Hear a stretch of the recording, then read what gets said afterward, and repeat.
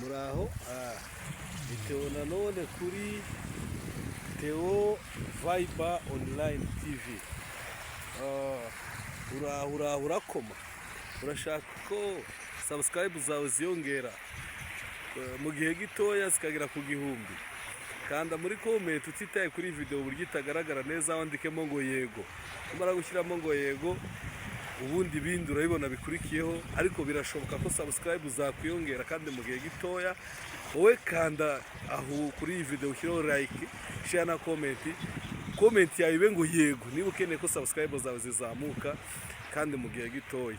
Ndahari ngo ngufashe, ntugire ngo tuzi ibintu bimwe gusa, nabyo turabizi ko zazamuka. Yego bikore kandi vuba, urebe YouTube channel yawe ushobora kuzamuka kandi ukayikorera ibintu byiza bikubaka n'igihugu cyacu. Murakoze cyane, ndabakunda cyane.